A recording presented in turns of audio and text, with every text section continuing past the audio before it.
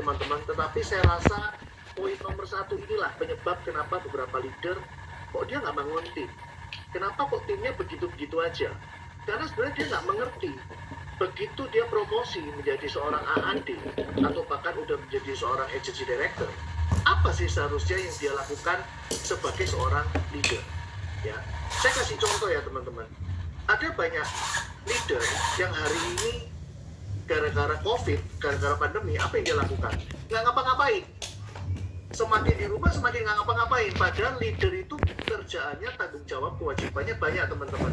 Ya, salah satunya kita bisa melakukan BOP, ya, Business Opportunity Presentation. Dan kita udah terbiasakan hari ini pakai Zoom. Yang kedua, mungkin Anda bisa training. Ya, kita juga udah terbiasa melakukan protokol ya, training 1-2 orang mau ketemu jaga jarak pakai masker.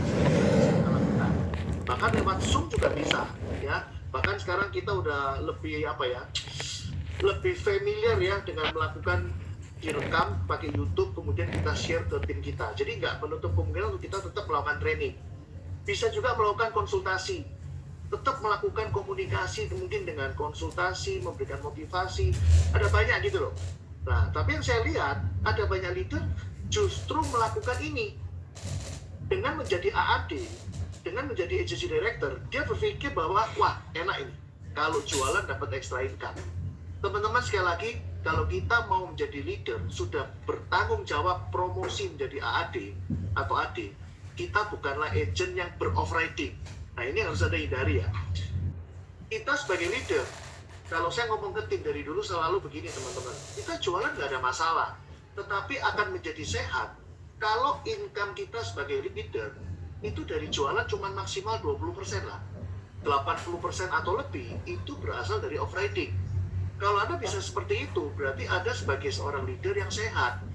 Anda berarti sudah banyak menyukseskan orang. Ya, ini yang nomor satu teman-teman. Nomor dua, leader bisa sukses membangun tim ketika dia memiliki belief terhadap timnya. Apa maksudnya? Anda pasti sering melihat gambar ini teman-teman. Ya, dimulai dari belief dulu, kemudian menjadi sebuah potensi apa, diwujudkan dalam action, dan jadilah sebuah outcome. Outcome adalah hasil yang Anda inginkan, berbeda dengan result. Kalau result hanyalah sebuah hasil, tapi kalau outcome, apa yang Anda inginkan, itu yang terwujud, jadi udah jelas goalnya. Nah, konteks yang saya mau di dalam gambar ini adalah beliefmu terhadap tim itu bisa membuat Anda mencapai outcome Anda. Apa outcome kita? Teman-teman masih ingat nggak? Kita balik ke basic loh. Ketika Anda pertama kali join di bisnis ini, apa sih yang Anda inginkan? Ketika Anda di BOP di awal, pasti kita semua sepakat bahwa bisnis ini adalah bisnis harus cepat menjadi agency director dan kita mencetak banyak agency director. Artinya, kita harus mempunyai tim. Kalau nggak ada tim, nggak akan muncul AAD dan nggak akan muncul AD. So, teman-teman yang hari ini sudah menjadi AAD, Anda beruntung satu step. Karena hari ini ada banyak agent-agent di Prudential yang masih berlomba-lomba bagaimana bisa promosi menjadi AAD. Dan Anda beruntung Anda sudah menjadi AAD. Apalagi yang sudah menjadi agency director.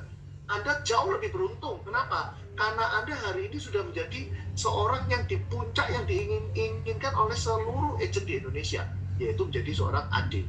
Nah, sekarang saya lihatkan kepada Anda, sebenarnya ketika Anda punya belief yang luar biasa terhadap tim Anda, maka yang terjadi, potensi yang ada di diri kita ketika kita membangun tim, pertama, yaitu kesabaran.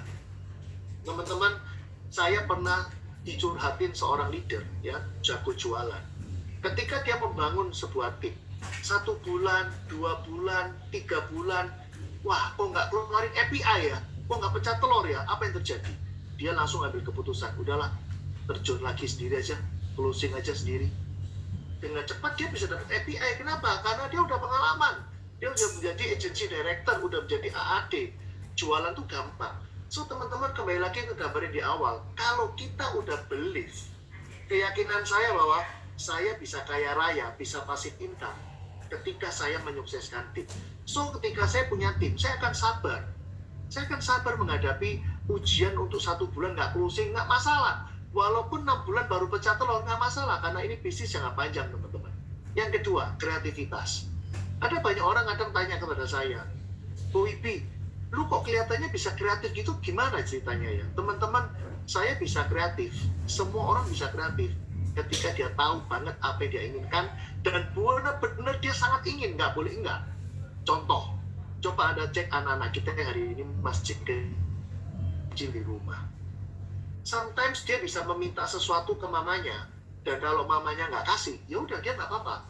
Karena bagi dia permintaan itu kayak coba-coba gitu loh, dikasih syukur, nggak dikasih nggak apa-apa. Tetapi ketika apa yang dia sangat inginkan ini dia coba minta dan nggak dikasih, apa yang terjadi? Wah, kreativitasnya muncul banget.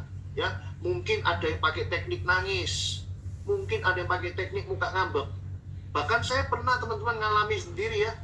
Jadi satu hari anak saya minta sesuatu nggak dikasih, kemudian dia BBM saya. Waktu itu masih zaman BlackBerry. Ya, saya lagi masih meeting tim teman-teman. Tiba-tiba anak saya cuma ping berkali-kali ping. Kalau Anda masih ingat zaman BBM, kalau kita di ping, handphone kita bergetar teman-teman. Ya, nah bergetar terus, saya heran ini siapa getar-getar terus. Akhirnya terpaksa saya buka teman-teman. Dan pertanyaan anak saya itu cuma simple, dia cuma menginginkan sesuatu. Dan nggak mungkin dong saya berkata tidaklah, akhirnya berdebat. Tentu saya langsung jawab ya, dan akhirnya jawaban itulah menjadi kekuatan dia untuk bisa meraih apa yang dia mau. So teman-teman, kalau Anda hari ini merasa kurang kreatif, sebenarnya problemnya adalah Anda tidak benar-benar menginginkan memiliki tim yang sukses. Yang ketiga, yaitu masalah kepedulian. Teman-teman sadarkah Anda bahwa hari ini saya kebetulan udah tahun ke-17 jalan ke Prudential tahun ke-17.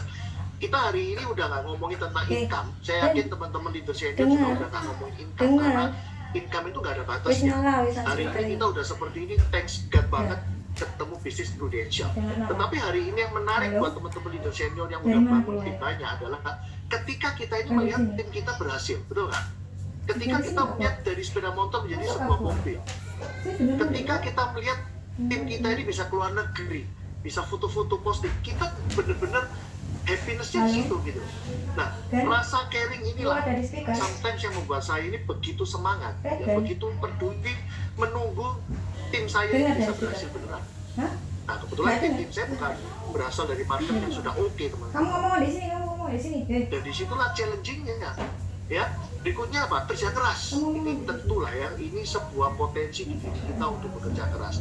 Kalau ini saya cuma bisa ngomong teman-teman leader, please kita mesti koreksi ambisi hidup kita. Kalau kita nggak punya ambisi yang besar, saya rasa mau ladang menghijau seberapa pun di depan mata, kita nggak akan ambil. Karena kita udah puas dengan level seperti ini. Mungkin yang bisa saya tunjukin ke kalian adalah kita semua bisa tambah tua.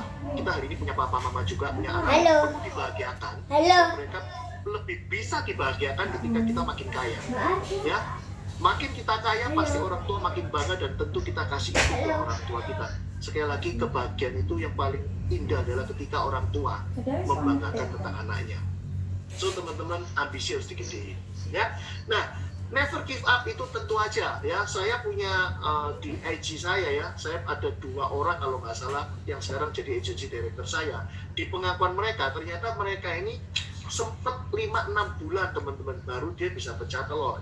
Nah, sekali lagi, semua kembali kepada teman-teman. Sekarang kita lihat, saya punya belief bahwa saya bisa menjadi kaya raya pasif income ketika saya membangun tim. So, belief itu akan membuat potensi saya, yaitu kesabaran, kreatif, peduli, kerja keras, never give up, itu makin tinggi teman-teman. Saya akan tetap bertahan di situ. Dan ketika saya wujudkan dalam sebuah action, percaya saya, pasti akan berhasil. Nah, ketika outcome itu muncul di dalam diri saya, akan menambah belief saya. Dan potensi saya akan makin sabar lagi, makin kreatif. Karena saya udah pernah menikmati outcome-nya, oh seperti ini ya indahnya. Tetapi kalau dibalik, ketika Anda tidak punya belief terhadap tim Anda, maka potensi yang saya tulis di layar ini tidak akan pernah muncul di dalam diri Anda. Dan otomatis actionmu akan rendah, dan otomatis outcome-nya nggak muncul, dan beliefmu makin hancur lagi. Dan kamu hanya akan memanfaatkan, saya ini leader, tapi cuma jualan doang, nggak apa-apa lah, ya, dapat extra of rating. Teman-teman, ini harus kita hapus dari pikiran kita. Anda adalah leader, bukan agent ber-off rating. Yang ketiga, teman-teman, kalau Anda kepingin bisa memiliki tim yang besar, bisa ngedrive mereka, bisa promosi, teman-teman, yang ada di bayangan kepala saya adalah ketika saya mempromosikan satu orang agent, saya sudah berhasil menciptakan satu pabrik. Teman-teman coba bayangkan, ya, ini Anda pasti sudah tahu semua tentang Argen kita sudah sampai 6 keturunan. Sadarkah kalian untuk kesekian kalinya ya kita para leader senior, para manajemen selalu ngingetin, teman-teman kita sudah Argen 6 loh. Ini sebuah hal yang luar biasa. Ya, dari gen 1 sampai 5 total 10%. Gen 6-nya 3%. Teman-teman coba perhatikan. Kalau seandainya saya hanya mengeluarkan 2 asumsi, saya yakin teman-teman leader semua sudah menguasai BOP ya. Anda masih ingat bahwa seorang agency director itu akan terus-menerus menciptakan seorang AD. Jadi nggak mungkin kalau saya ngomong, ayo kita bikin asumsi ya, satu orang AD hanya mencetak 2 saja agency director. Anggaplah dia nggak pernah cetak yang ketiga. Yang kedua, saya bikin asumsi yang gampang-gampangan. Anggaplah satu orang AD, omset grupnya hanyalah 1 miliar. Padahal kalau teman-teman lihat di BOP kita, omset grup seorang agency director yang sehat, yang normal, itu sekitar 5 miliar teman-teman. Jadi kalau saya menggunakan 2 asumsi ini, Anda pasti bisa menilai, ini nggak masuk akal asumsinya. Kenapa? Terlalu kecil. Oke, kita hitung aja ya. Dengan hitungan sekecil ini, apa yang terjadi di bisnis kita? Teman-teman, kalau saya hanya mampu mencetak 2 orang agency director, berarti saya hanya mempunyai 2 orang agency director generasi 1. Kemudian, 2 adik saya ini masing-masing cetak 2, maka saya akan memiliki 4 orang adik generasi 2. 4 orang adik generasi 2 masing-masing cetak 2, saya akan memiliki 8 adik generasi 3. Masing-masing 8 adik generasi 3 mencetak 2 orang adik, saya akan memiliki 16 orang adik generasi 4. Dan selanjutnya akan muncul 32 adik generasi 5. Teman-teman, angka yang saya bikin ini barulah menggunakan asumsi nomor 1, yaitu seorang adik hanya mencetak 2 adik saja. Teman-teman perlu diingat, effort saya sebenarnya hanyalah di adik generasi 1. Coba Anda perhatikan, bukankah adik generasi 5 bisa muncul berkat effort dari adik generasi 4?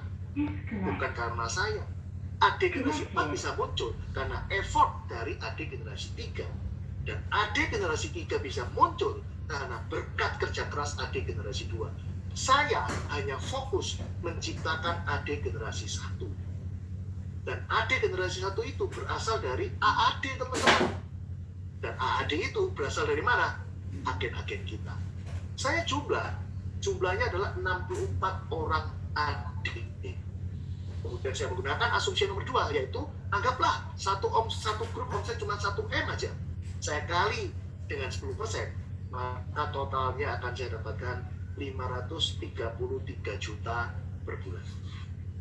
Teman-teman, angka ini tentu kalau yang sebenarnya pasti lebih besar.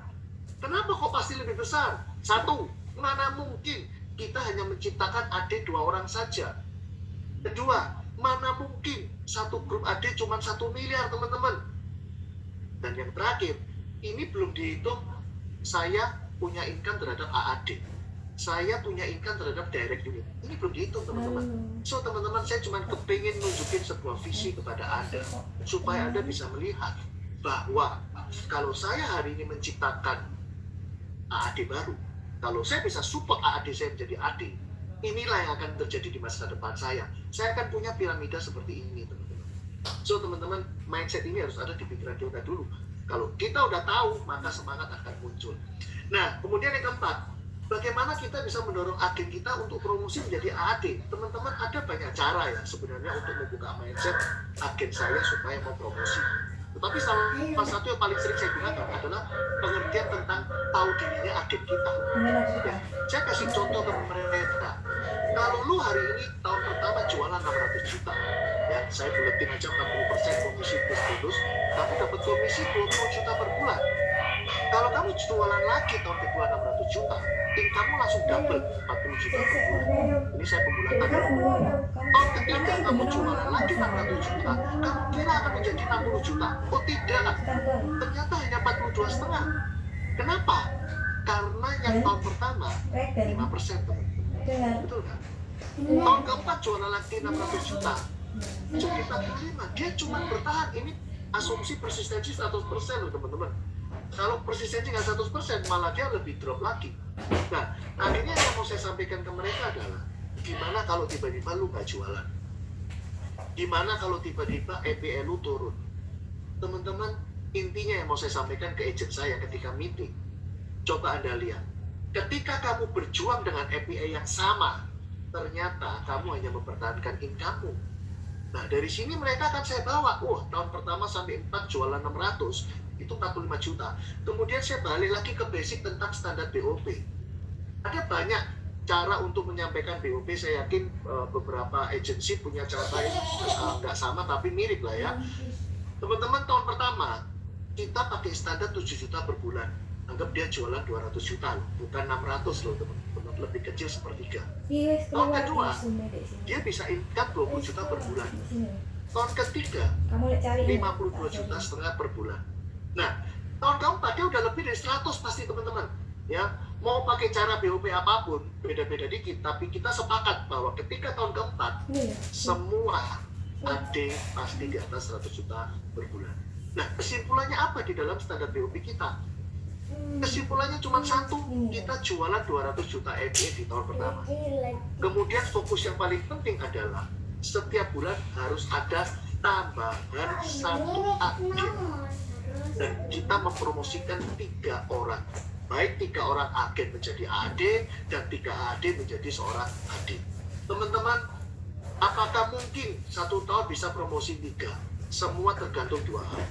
1, seberapa banyak kamu rekrut orang. Tapi yang kedua ini lebih penting, seberapa qualified profil yang kamu rekrut. Teman-teman, kita nggak bisa sembarangan rekrut. Sembarangan rekrut, Anda rekrut 1000, nggak ada profil yang benar, 1000 pun nggak akan jadi. Tetapi kalau Anda rekrut 1 orang yang benar, profil bagus, 1 justru akan menjadi status. Saya seringkali berkata ke tim, saya kurang setuju dengan kalimat kuantitas akan menjadi kualitas. Saya lebih setuju kualitas akan menjadi kuantitas. Kenapa? Karena sekarang udah zamannya udah beda teman-teman. Kalau dulu kita belum ada sistem, kita masih belum banyak proven, ya. Kita masih coba-coba. Oke lah, kuantitas menjadi kualitas karena masih coba-coba. Nah, hari ini udah banyak agent yang udah terbukti bisa mencetak banyak orang. Kita tinggal nurut aja, copy paste 100% disamain. Ya udah, dari 1 orang kualitas akan menjadi 100 orang. Kualitas akan menjadi kuantitas. Tetapi ketika Anda membawa 100 orang dengan profil nggak bagus, yang saya khawatirkan adalah efek dominonya. 100 orang profil nggak bagus, 1 orang kualitas bagus. 1 orang akan bingung teman-teman waktu dia meeting sama-sama. Kenapa? Ini teman-teman kanan kiri kok model seperti ini. Nah, teman-teman Anda harus melakukan perbedaan. Jadi kalau Anda punya grup WA, mungkin saran saya adalah Anda melakukan perbedaan di situ. Kenapa? Ya, yang kelasnya sama mungkin akan dikonteskan berbeda, ya kan, dengan yang satunya. Itu yang saya sering lakukan teman-teman. Dan yang kelima, ini yang paling penting teman-teman. Hati-hati, ada 2 sudut pandang yang mirip tapi akan membedakan di proses mengembangkannya.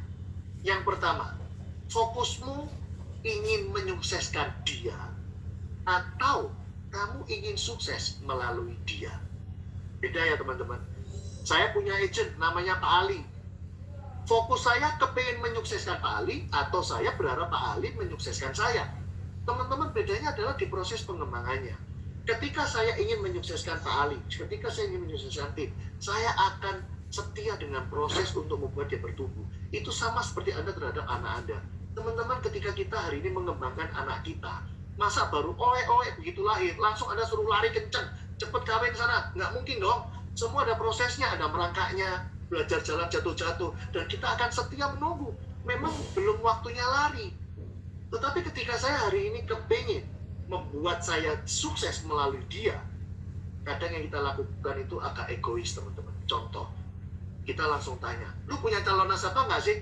Mana coba calon nasabah? Yuk kita sekarang berangkat. Teman-teman, beda tipis antara joint vlog ingin kasih contoh beneran atau joint vlog untuk mengclosingkan. Karena mengclosingkan sama dengan menyapi perakan dia. Kalau saya kurang setuju dengan hal itu, kenapa? Karena saya ingin agent saya punya masa depan di bisnis ini. Dia harus ngerti semua prosesnya. Walaupun ditolak, it's okay. Dia akan belajar dari penolakan itu. Lebih baik hari ini gagal closing, tapi ketika dia closing, dia mengerti bagaimana cara closing. Teman-teman, setialah dengan prosesnya. Ya, sebagai leader Anda harus mempunyai 4 hal. 1, Anda harus bisa menjadi seorang motivator. Ketika kita fokus untuk menyukseskan tim, teman-teman, Anda harus menjadi motivator. Anda harus termotivasi dahulu. Dan untuk menjadi motivator, apa yang harus kita lakukan? Relationship harus bagus. Lakukan pendekatan setiap hari dengan tim kita. Setiap hari biasakan untuk broadcast. Setiap hari biasakan untuk menyapa. Setiap hari biasakan ada terjadi komunikasi. Kenapa? Kalau Anda tidak dekat hubungan dengan tim Anda, kemudian sok-sokan Anda memotivasi, agentmu akan merasa Anda resek gitu loh. Mungkin agent Anda akan bete. Ini kenapa nih leader ini? Teman-teman, butuh sebuah hubungan yang dekat dulu terlebih dahulu. Butuh sebuah kayak perjanjian bahwa saya akan menjadi seorang motivator buat lu. Karena kalau lu nggak dimotivasi, lu akan cepat drop.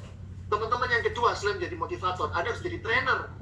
Nah, banyak leader hari ini sebenarnya kurang menguasai apa itu PSS, apa itu PPH, apa itu PCP, Peru Cinta, CCP. Teman-teman, Anda kudu benar-benar menguasai. Dan Anda harus ada personal touch kepada tim Anda. Memang benar agensi punya sebuah sistem untuk kelas training, tetapi Anda harus lihat, ketika agent masuk ke kelas training, mereka hanya seperti penonton, datang, dengar, pulang. Tetapi kalau Anda punya personal touch, itu akan berbeda. Karena setiap kali ketemu untuk training, Anda akan memotivasi dia kembali. Adalah orang yang mem-BOP dia. Anda akan tahu fact finding-nya dulu dia join kenapa, hot button-nya apa, dan itu yang harus Anda selalu ingatkan. Teman-teman, saya kasih Anda analoginya. Agent kita itu ibarat batu arang. Ketika kita berhasil memotivasi dia, batu arang ini mengeluarkan baranya. Tapi Anda lihat, kalau bara ini tidak ada kipas terus, apa yang terjadi? Batu arang ini akan kembali lagi mati, padam. Itulah yang membuat saya mengerti bahwa agent ini harus setiap hari disentuh. Kalau nggak gitu, dia akan mati. Satu motivator, dua trainer. Yang ketiga, Anda harus menjadi seorang mentor. Mentor tugasnya adalah memberi contoh. Nah, hari ini kita udah difasilitasi dengan sistem digital yang sangat oke. Ya, ada voice note, ada YouTube. Kita kasih contoh, benar-benar detail. Bagaimana cara ngomongnya, gimana cara bawain proposal, gimana caranya trial close. Kita harus kuasai ini, teman-teman. Kalau perlu direkam, it's okay. Mereka suruh dengerin. Mereka akan belajar dari format yang kita lakukan. Dan yang terakhir, selain Anda jadi motivator, trainer, mentor, yang terakhir, Anda harus menjadi seorang coach. Menjadi seorang coach artinya yang paling penting adalah Anda harus melakukan monitoring. So, coba Anda bayangkan, kalau memang peran leader Anda terima, yaitu sebagai motivator, sebagai trainer, sebagai mentor, sebagai coach, jujur aja, kesempatan untuk bisa selling new business, untuk new client tidak akan bisa. So, Anda harus memilih jalur mana yang harus Anda pilih. Kalau Anda memang memilih jalur untuk membangun bisnis ini, membangun tim, maka Anda harus siap untuk mendedikasikan waktu Anda lebih banyak kepada tim Anda. Menjadi seorang coach butuh satu pendekatan kepada tim di mana Anda melakukan perjanjian. Saya akan meng-coaching kamu. You bersedia apa enggak? Karena kalau Anda tidak melakukan perjanjian seperti ini, bisa jadi agentmu akan bete, teman-teman. Ya. Jadi di bisnis prudensial ini, ketika Anda sudah menjadi seorang leader, apakah jualan boleh? Boleh, sangat boleh. Bahkan leader harus tetap pintar jualan. Karena Anda akan menjadi mentor ketika Anda melakukan pencontohan tentang jualan. Tetapi ingat, yang sehat adalah kurang lebih 80% ke atas income Anda berasal dari off-riding. Ya, saya sangat sedih ketika saya punya tim juga melihat mereka status AAD, tapi nggak ada tim. Mereka cuma jualan pun juga nggak terlalu sampai miliaran. Pertanyaannya adalah, why you jadi leader? Masih ingat nggak apa yang membuat kita join di bisnis ini? Tujuan kita di bisnis ini adalah menjadi seorang adik dan mencetak banyak adik. Dengan demikian, kita pun akan menjadi kaya raya, kita pun akan menikmati passive income, dan yang luar biasa, sudah ada yang namanya suksesor. Nah, teman-teman, 5 hal inilah yang paling penting yang harus kita punyai kalau kita ingin menjadi seorang leader yang sukses mendevelop dan bisa ngedrive agent kita promosi. Ya, sekian teman-teman sharing dari saya untuk pagi ini. Semoga apa yang saya sharingkan ini bisa Anda contoh, bisa Anda aplikasikan, dan sukses bersama di Prudential. Selamat pagi. Saya kembalikan ke Bu Irin. Yes. Terima kasih banyak Pak Wibi. Aduh, luar biasa banget, menyegarkan banget, mind blowing banget. Banyak hal yang mungkin udah tahu, tapi hari ini benar-benar diingetin lagi gimana jadi leader yang punya 5 poin itu. Thank you banget Pak Wibi untuk tips, trik yang benar-benar. Yang paling penting teman-teman, saya yakin teman-teman tadi udah foto, udah nyatet, mungkin udah segala macam. Tapi yang paling penting apa yang paling cepat teman-teman bisa lakukan di 2020 ini. Ya, thank you Pak Wibi. Tapi nanti sesinya belum selesai Pak Wibi ya. Kita akan ada sesi Q&A. Sudah banyak pertanyaan yang masuk untuk Pak Wibi juga. Tapi nanti teman-teman kita mau sambut lagi satu orang yang luar biasa lagi, yang nggak kalah hebat juga ya, prestasinya udah luar biasa. Kita udah dengar dari Pak Wibi, kita mau dengar dari tamu kita yang kedua yang udah bergabung dengan Prudential Indonesia sejak usia 23 tahun ya, mudah banget ya, dengan latar belakang seorang programmer dan prestasi yang luar biasa. Ada di layar Bapak Ibu ya, senior EAD dengan 17 AD Direct dan 80 AD Group, banyak banget. Kemudian beliau KPM owner GPS United yang saat ini agensinya adalah top 1 nasional.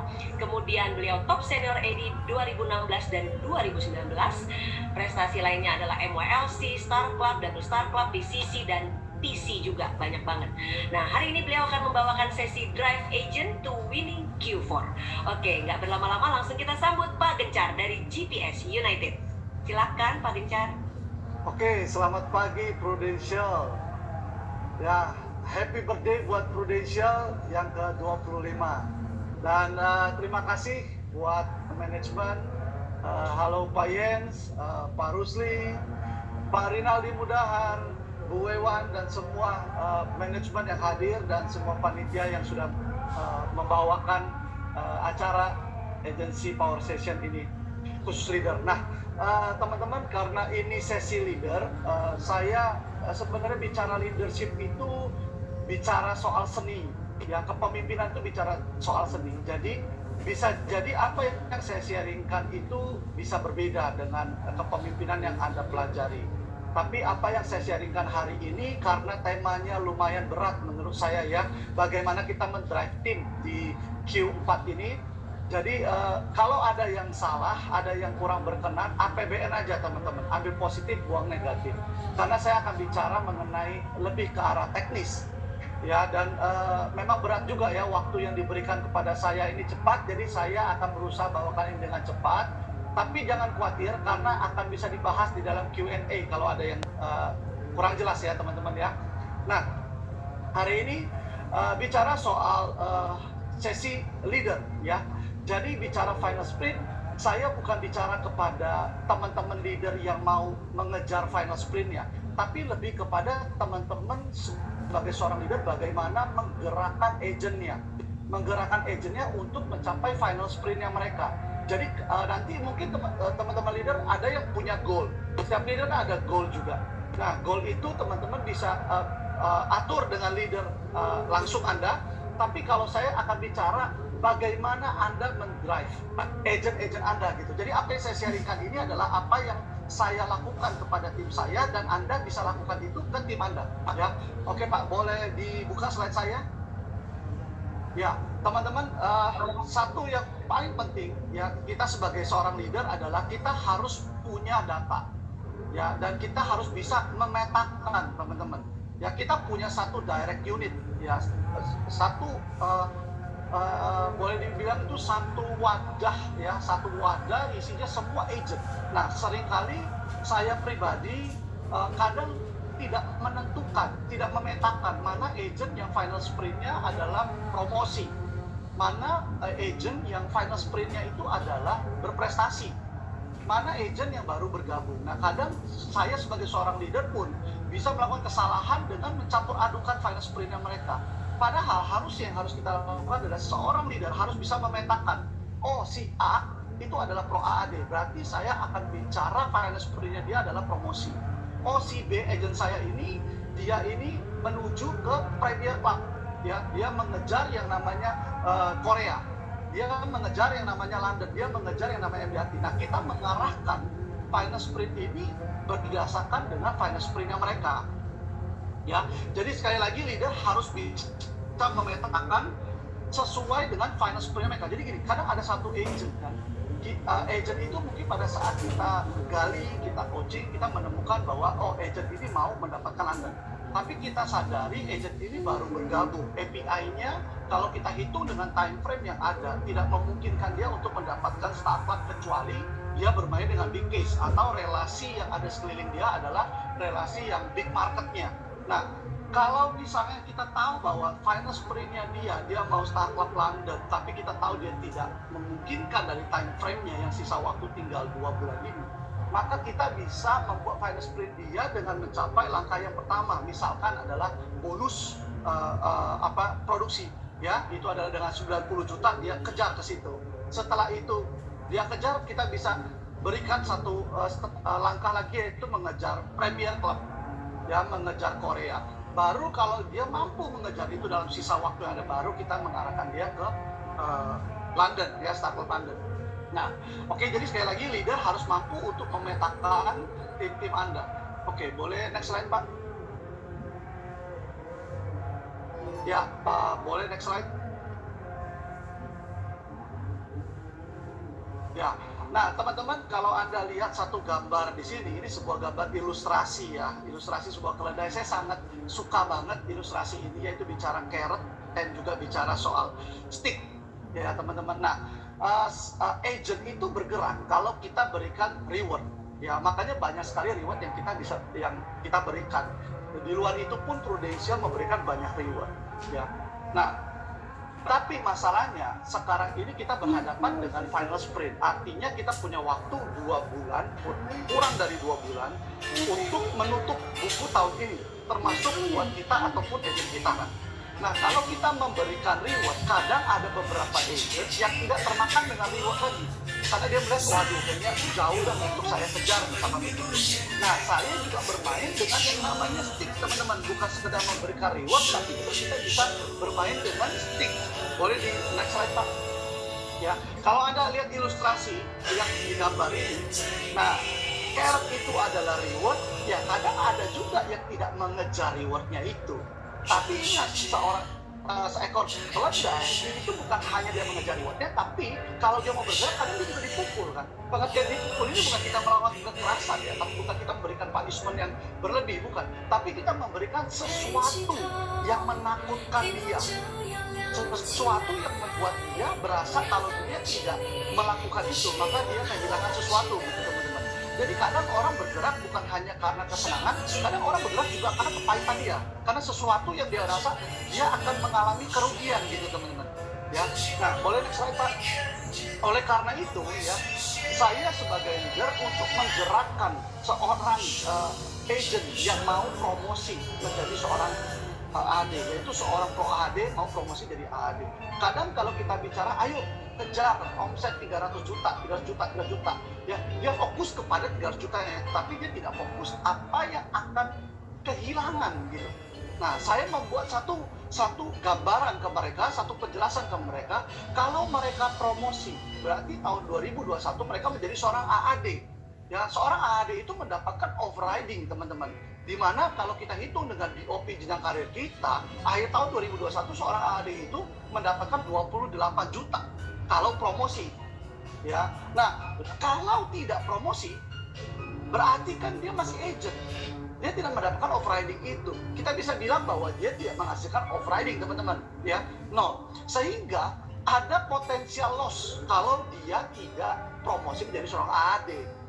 Dia akan mengalami kerugian ya sebesar berapa? 28 juta. Nah, ini bicara 1 tahun pada saat dia pro AAD menjadi AAD. Bagaimana dengan 2022?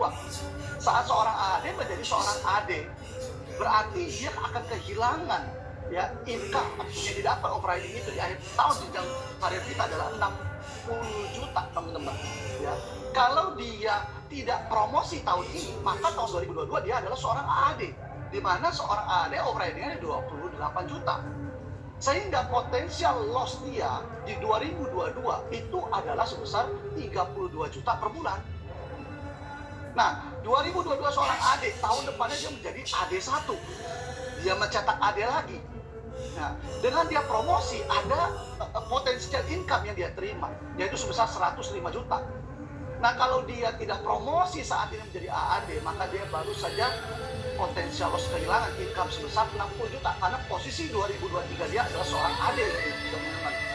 Ya, artinya di 2023 dia akan kehilangan potensial loss sebesar 45 juta. Ya, bagaimana dengan tahun 2024 mereka promosi menjadi seorang AD2, dia menjadi AD2.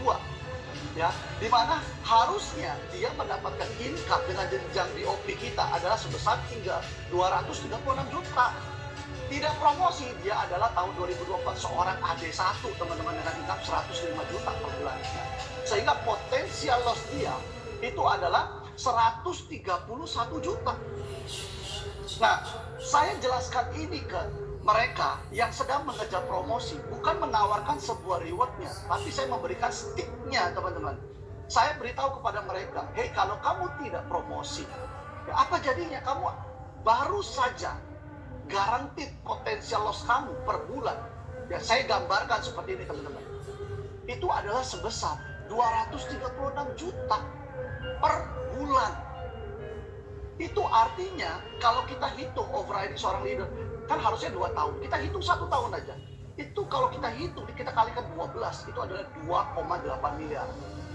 Dan saya bisa bilang ke agent tersebut bahwa kalau kamu tidak promosi, kamu baru saja kehilangan 1 rumah di lokasi Jakarta sebesar 2,8 miliar. Jadi, saat seorang agent tahu bahwa dia akan kehilangan 2,8 miliar, apa yang dia pikirkan? Dia pasti akan berpikir, wah saya harus dapatkan ini. Karena belum promosi aja, dia sudah tahu bahwa dia pasti kehilangan. Nah, ini yang saya ceritakan kepada tim saya, bukan memberikan rewardnya.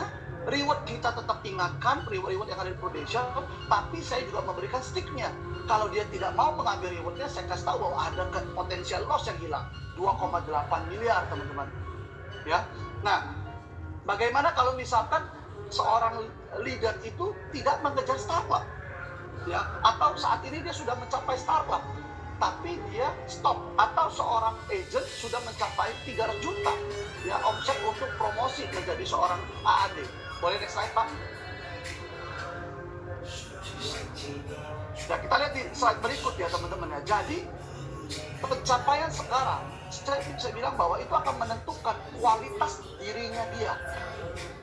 Ya, jadi kalau seorang agent saat ini mungkin sudah nyantai nih, sudah berpikir, udahlah saya sudah mencapai kok, saya sudah promosi. Tapi saya bisa memberikan mereka satu sticknya gitu ya, satu stick bahwa kalau kamu promosi tapi tanpa satu gelar, tanpa satu prestasi, kalau kita bicara raport, grade kamu itu D. Grade kamu itu D, artinya apa? Kalau saat kamu menjadi leader dengan membawa grade D, bagaimana kamu memimpin tim kamu? Dimana mungkin nanti suatu saat nanti tim kamu ada yang grade-nya punya kapasitas A. Tapi karena dia melihat bahwa pada saat dia berjuang sebagai seorang agent, seorang pro AD, grade-nya D, maka dia juga nggak akan menampilkan performa terbaik dia, kemampuan maksimal dia. Nah, saya bilang kalau promosi, kamu mengejar satu prestasi yang ada di depan mata, Premier Club, ya, kamu punya grade itu C. Tapi kalau kamu bisa startup, grade kamu itu B, dan kamu itu di atas rata-rata dari agent-agent yang ada yang promosi. Karena tidak banyak, teman-teman, ya seorang pro AD yang promosi dan startup dibandingkan yang promosi startup. Apalagi kalau dia bisa promosi dan mencapai double startup atau PCC, saya akan bilang bahwa wow, kamu adalah grade A. Bayangkan, teman-teman, ini satu pro AD omsetnya di atas 1,2 miliar, teman-teman. Sudah pasti. Ya, jadi 1,2 miliar satu orang pro AD. Bayangkan saat dia menjadi leader, 1,2 miliar itu adalah seorang AAD menjadi AD. Jadi sudah dipastikan tahun depan, saya bisa bilang ke dia bahwa tahun depan you udah pasti dapat AD lah. Karena dengan grade you A, prestasi bagus, ya, berhasil merekrut tim. Oke, nah Pak, next slide Pak. Nah, jadi saya bukan hanya sekedar bicara reward, tapi saya juga bicara bagaimana saya memberikan sticknya ke mereka. Dan saya bilang pada agent-agent bahwa yang namanya finance sprint itu bukanlah masa biasa, bukanlah masa-masa di awal, di bulan-bulan Februari, Maret, April, Mei, Juni. Bicara finance sprint itu adalah bicara penentuan untuk buku tahun ini. Berarti sebenarnya kamu punya peluang untuk mencapai garis finish. tinggal menjadi apa di garis finish. Apa kamu akan menjadi pemenang atas diri kamu sendiri. Nah, ada sebuah peluang. Kalau kamu kejar, memang tidak ada garansi kamu pasti bisa. Tapi ada garansi 50% yang kamu akan dapatkan dibandingkan kamu do nothing. Kalau kamu do nothing berarti kamu nggak nol gitu loh. Persentasenya nol, kamu nggak akan mencapai garis apapun. Tapi kalau kamu kejar, kamu masih punya peluang 50-50. So do the best aja. Ya sisa waktu kurang dari 2 bulan ini, lakukan yang terbaik karena peluang itu ada. Ya, sekali lagi bicara finance sprint itu bicara waktu, teman-teman. Kita berkejar-kejaran dengan waktu. Ya, artinya kita tidak bisa santai, kita harus memberikan penampilan kita terbaik. Every day kalau kita bisa prospek, kita harus prospek. Kalau kita tidak bisa prospek, kita harus follow up. Kalau kita tidak bisa follow up, kita harus rekrut. Jadi setiap hari harus dipenuhkan dengan aktivitas-aktivitas yang membangun bisnis prudensial. Bukan kita berleha-leha, tapi kita fokus kepada garis finish. Bagaimana seorang agent itu mampu memberikan kemampuan terbaiknya. Coba lihat deh kalau orang-orang lari, orang-orang naik sepeda, teman-teman. Ya, mereka pada saat mau menyentuh garis finish, mereka itu benar-benar keluarkan kemampuan yang terbaiknya loh. Kalau Anda lihat di gambar ini, di ilustrasi ini, yang sebelah kiri itu adalah kondisi orang dalam kondisi yang santai. Artinya santai itu mungkin dalam pertengahan jalan. Ya, kalau kita bicara maraton, kalau kita bicara Frodo ya, naik sepeda gitu, tempuh jarak jauh. Ya, yang gambar sebelah kiri ini perjalanan di tengah-tengah. Dia akan terus mengayuh. Dia akan mengayuh. Kalau kita bicara kecepatan mungkin 30-40 km dia mengayuh. Tapi kalau sudah mulai mendekati garis finish, ada stage-stage tertentu. Ya, di situ peranan seorang leader hadir, mengingatkan ke dia. Ya, apa yang terjadi teman-teman? Pasti seorang agent kalau diingatkan oleh leader, ayo udah mau garis finish, ayo udah mau. Dia memberikan satu penampilan yang berbeda, nggak bisa biasa lagi. Dia harus mulai melakukan ancang-ancang untuk bisa lari kebut. Nah, saya mau teman-teman punya satu gambaran. Saya siapkan satu video untuk teman-teman lihat. Ini adalah video ilustrasi bagaimana seorang agent kalau misalkan dia di awal-awal bulan gitu, bukan finance sprint.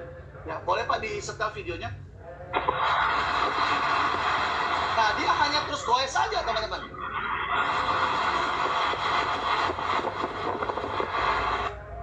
Ya, itu kalau kita bicara jarak tempuh yang jauh, Frodo, itu adalah jalan di bulan-bulan Februari, Maret, April, Mei, Juni. Bukan finance sprint. Dia tetap mengayuh, teman-teman. Duduk.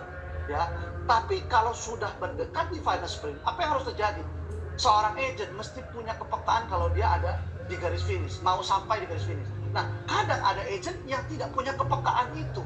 Tugas seorang leader adalah mengingatkan bahwa, hey, ini udah mau finance sprint. Hey, ini udah mau di garis finish. So, lu mau goes seperti biasa aja? Nggak bisa. Keadaannya harus keadaan luar biasa. Harus goes kenceng. Bagaimana sikap badan kita dalam menggoes sepeda kalau mau finance sprint? Bagaimana sikap seorang agent kalau mau finance sprint? Bangunnya mesti siang. Oh, salah. Harus dalam kondisi siap. Pagi bangun, start buat janji temu, start follow up, start mau merekrut siapa, start melakukan sesuatu, BOP dan lainnya. Ya, boleh Pak, mungkin dikasih lihat video ilustrasi bagaimana seseorang mendekati garis finish.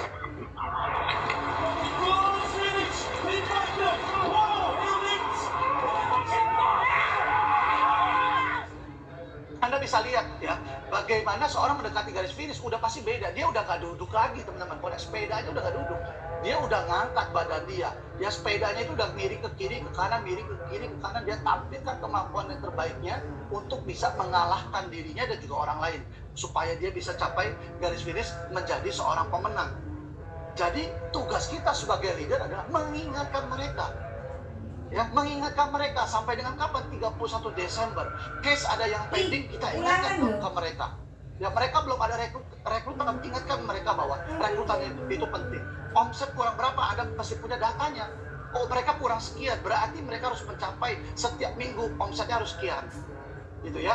Nah, bicara how to, ya saya tidak membahas mengenai apa yang harus seorang agent lakukan. Ya, presentasi seperti apa? Bukan, tapi yang saya mau adalah seorang leader harus memahami bahwa yang namanya finance sprint itu harus fokus kan.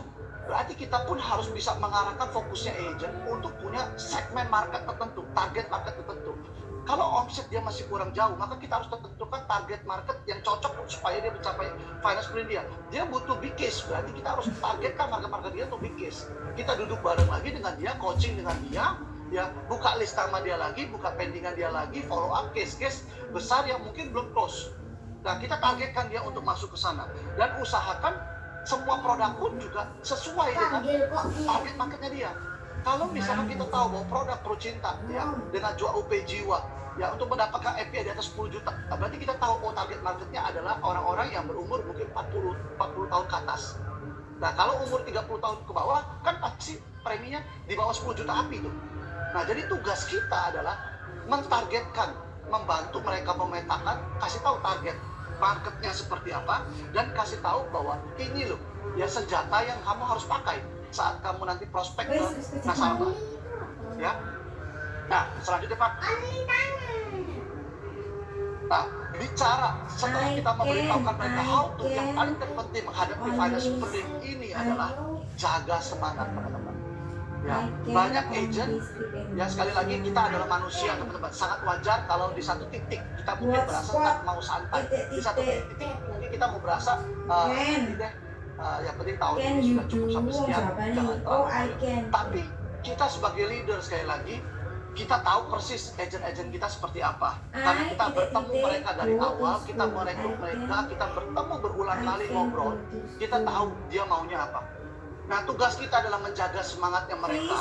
Dengan apa? Mengingatkan mereka garis finish. Mengingatkan mereka apa? Impian mereka. Mengingatkan apa? Bahwa mereka punya kemampuan yang terbaik.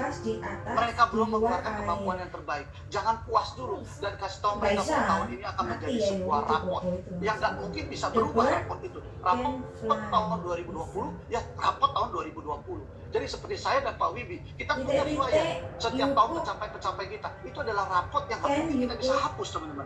Jadi ingatkan itu kepada para agent supaya agent sadar bagaimana dia bisa promosi, bagaimana dia bisa startup, bagaimana dia bisa MDRT, bagaimana dia bisa PCC. Ya, nah kalau bicara rekrut ya seorang leader, ya ini kesempatan Anda untuk bicara kepada mereka. Kalau Anda tahu omset mereka kurang jauh, suruh mereka kejar omset. Ya, untuk bicara rekrut tugas seorang leader Anda menyediakan wadahnya bagaimana mereka bisa merekrut. Ya, kondisi pandemi sekarang memang sangat sulit buat kita untuk ketemu orang, bahkan mengajak orang untuk ketemu ngopi bareng dengan kita. Apalagi udah ketemu ngopi bermasker-maskeran. Pada saat mau minum kopi buka masker itu sangat susah sekali melakukan BOP dalam kondisi seperti itu teman-teman. Ya saya pun menyadari, oleh karena itu saya pun melakukan ini kepada tim.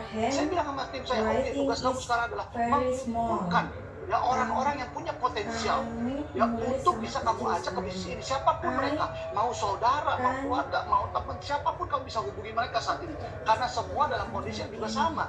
Mungkin kerja di rumah, mungkin kalau harus ke kantor mereka ada yang kelompok mereka bisa hari ini masuk, hari ini tidak kan. Nah, saya menyediakan fasilitas yang wadahnya dengan apa? BOP teman-teman. Jadi tugas sebagai seorang leader adalah menyediakan wadah, yaitu BOP yang saya lakukan secara virtual. BOP tak bisa dilakukan sekali teman-teman, apalagi ini tinggal kurang dari 2 bulan lagi. Berarti BOP itu harus sering dilakukan. Ya kalau perlu dalam 2 minggu sekali itu harus ada 1, 2 minggu sekali harus 1. Di luar mungkin yang KPM sudah sediakan BOP tiap minggu. Supaya apa? Supaya kita bisa membantu tim kita fokus untuk mengejar yang namanya omset. Ya, bagaimana dengan rekrutan, kita bantu mereka dengan wadah BOP. Kalau mereka sudah mencapai agentnya, mereka kurang omset, ya bantu mereka untuk menyediakan wadahnya, target marketnya seperti apa yang harus dia lakukan, preminya seperti apa, bermain segmen marketnya, produk apa yang harus dijual. Itu. Jaga semangat teman-teman. Ya itu paling penting.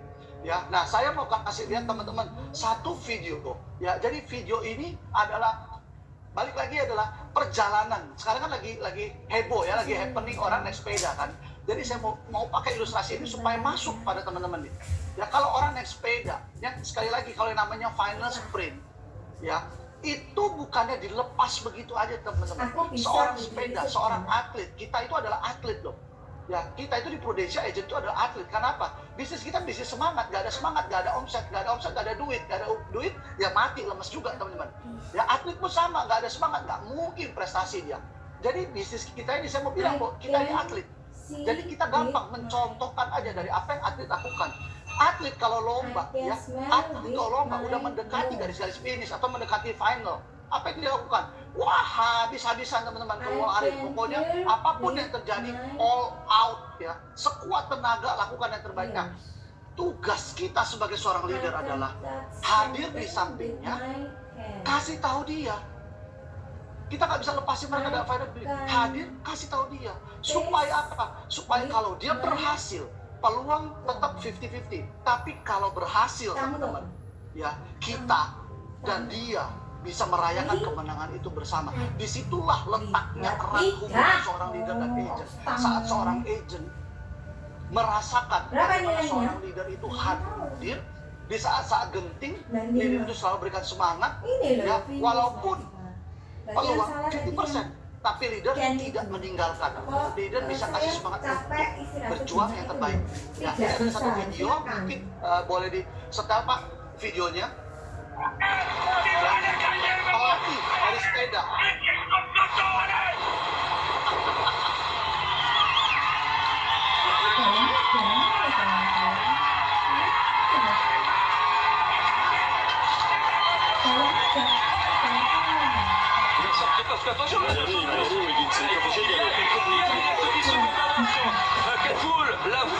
La foule et la folie de Marc Magnot. Ouais, très belle victoire, très belle victoire.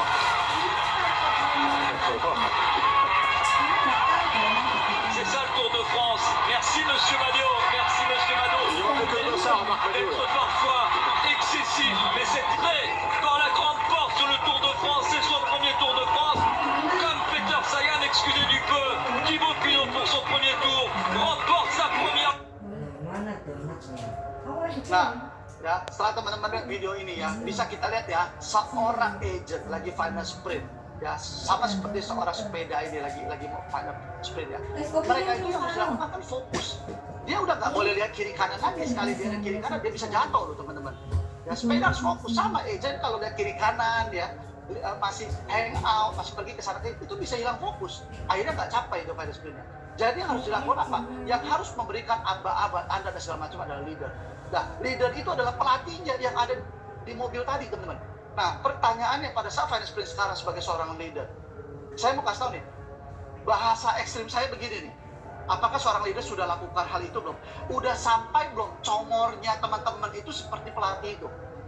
Congor kita itu setiap hari udah kayak pelatih itu belum? Ingetin dia, wah ayo dong. Lu gimana sih dikit lagi nih? Lu tahu nggak lu bakal kehilangan 2,8 miliar? Gitu. Congor kita udah sampai begitu belum, teman-teman? Atau jempol kita udah sampai capek belum ngetikin WhatsApp itu? Jempol kita udah sampai benjut belum, teman-teman? Udah sampai bengep belum? Nah, kalau belum, berarti ada faktor yang kita belum kasih kepada agent kita. Jadi tugas kita adalah apa? Kita harus berikan itu, congor kita keluar, jempol kita keluar, teman-teman. Pastikan mungkin ya, kita itu udah kayak teman dekat, udah kayak pasangan dia kali, bisa ingetin dia terus. Supaya apa? Supaya nanti, ada lihat tadi di akhir, supaya apa? Saat si agent itu sampai garis finish, itu pelatihnya apa yang terjadi, teman-teman? Dia merayakan kemenangannya. Dan saat seorang agent merasa bahwa leader hadir, sekali lagi apa yang terjadi? Hubungan Anda itu menjadi erat dan luar biasa. Dan sekali lagi bisnis prudensial itu bisnis people to people. Saat Anda bisa ambil hati agent Anda, tahun depan Anda suruh apapun, Anda buat goal apapun, dia akan mau lakukan itu. Dia mau dengar. Karena trust dan respect itu terjadi. Ya. Tapi kalau leadernya diem, coba pelatih tadi di mobil diem aja. Apa itu jadi? Ya agentnya juga gue santai aja. Mungkin dia juga pikir, pelatih gue diem di belakang gue, nggak ada yang ngejar. Dia diem aja. Tau-taunya dibalap aja. Ya, kalau leadernya dia apa itu jadi? Ya dia goes biasa aja, ya. Pokoknya gua goes aja. Tapi kalau leadernya bawelin, sekali lagi peluang 50% ada untuk dia mencapai garis finish. Nah, saya mau menutup nih sharing saya hari ini, teman-teman ya. Bisnis ini bisnis semangat. Kalau leader nggak punya semangat, mati agent, teman-teman. Mati itu agent. Mau final sprint, leader nggak punya semangat, masih bicaranya negatif, memang susah lah. Agent tuh ke bawah loh, susah beneran. Tapi kalau leader yang energik, yang tahu visinya, dia tahu tahun ini adalah kesempatan untuk lakukan, tahun depan, tahun ini harus yang terbaik. Ya, maka semangat itu tertular ke agent teman-teman. Itu yang harus kita lakukan. Keluarkan semangat kita sebagai seorang leader. Nah, saya mau tutup sharing saya hari ini dengan video yang tadi. Saya mau teman-teman sebagai seorang leader, saat ini Anda masuk ke dalam video itu. Anda masuk ke dalam video itu, Anda tampilkan bahwa pelatih itu adalah Anda.